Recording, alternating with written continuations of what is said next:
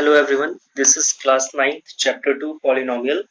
We are going to discuss the chapter number 2 exercise 2a. ये discussion हम लोग आदर्श अग्रवाल से कर रहे हैं. इसके क्वेश्चंस मैंने फ्रंट में लिख दिए हैं, आपके शो हो रहे हैं. एक्सरसाइज 2a का फर्स्ट क्वेश्चन है which of the following expressions are polynomial.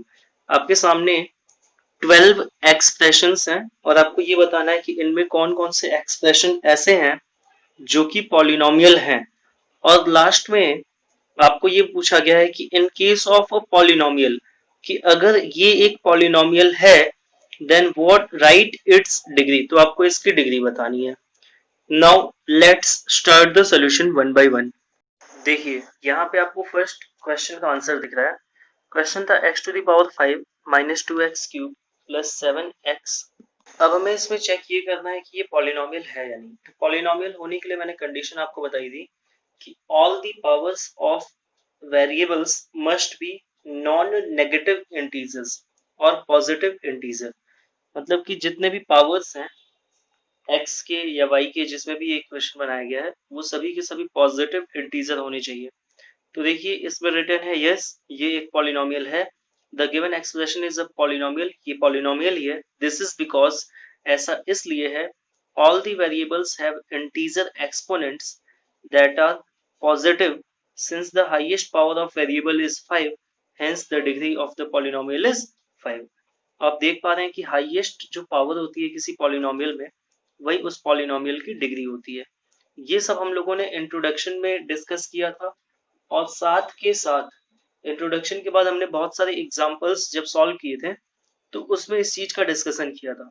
और आपको एग्जांपल्स जरूर ही देखने चाहिए क्योंकि वहां पे हमको लैंग्वेज, प्रॉपर लैंग्वेज क्या होनी चाहिए क्वेश्चन की, वो सीखने को मिलता है, प्लस मेथड तो सीखने को मिलता है ही. Now look at the solution of second question. The question given is y to the power 3 minus under root 3 into y. तो yes, the given expression is a polynomial. This is because all the variables have integer exponents that are positive since the highest power of variable is 3, hence the degree of polynomial is 3. तो यहाँ पे आपको समझने वाली बात यह है कि जो अंडर रूट है वो सिर्फ 3 पे है. अगर वो अंडर रूट y पे भी होता तो ये पॉलिनोमियल नहीं होता. लेकिन यहाँ पे पहले केस में देखो आपके पास 2 ही वेरिएबल है. फर्स्ट में y टू द पावर 3 है और सेकंड जो है y है. तो फर्स्ट जो है, फर्स्ट प्लेस पे जो टर्म है उसमें y to the power 3 positive है ही, और सेकंड जो टर्म है वो अंडर रूट में 3 है but y to the power कुछ नहीं है तो वहां तो 1 होता ही है. नाउ गोइंग, और हाँ डिग्री की बात अगर की जाए तो यहाँ पे degree of the polynomial is 3. Now going to the next question. The third question is t square minus 2 by 5 into t plus under root 2. So yes, this given expression is a polynomial because variables have integer exponents that are positive since the highest power of the variable is 2, hence the degree of polynomial is 2. अब आप देखो यहाँ जितने भी जगह variable t है, दो ही जगह पे है, तो फर्स्ट प्लेस पे उसकी पावर +2 है और सेकंड प्लेस पे पावर +1 है. Now coming to the third question, fourth question. The question is 5 under root z minus 6. No, the given expression is not a polynomial. ऐसा क्यों है? Since the term has a fraction exponent. अब समझो बात, जो under root z है, जब under root remove होगा तो z टू दी पावर 1/2 आ जाएगी, जो कि एक फ्रैक्शन पावर हो जाएगी, फ्रैक्शन एक्सपोनेंट हो जाएगा. सो वो रूल फेल कर गया यहाँ पे कि all integers should have positive powers. The next question is x minus 1 by x. अच्छा आप इसको जरा जनरल फॉर्म में कन्वर्ट करें. अगर यहाँ पे फर्स्ट प्लेस पे x है और -1 अपॉन x है, तो जब नेक्स्ट x डिनोमिनेटर से न्यूमिनेटर में जाएगा तो पावर माइनस हो जाएगी. the given x, so the given expression is not a polynomial since the term has a negative exponent. वो यहाँ पे आपको डायरेक्ट नहीं दिखाई देगा. जब नेक्स्ट टर्म नीचे से ऊपर जाएगा, डिनोमिनेटर से न्यूमिनेटर में आएगा, तो वो माइनस होगा. The sixth question is x to the power 108 minus 1. तो यहाँ पे 2 ही टर्म्स हैं और फर्स्ट वेरिएबल में पावर पॉजिटिव है, सेकंड में वेरिएबल है नहीं, सो इसीलिए ये एक पॉलिनोमियल है और इसकी हाईएस्ट पावर जो वेरिएबल की है वो 108 है, इसीलिए इसकी डिग्री है 108.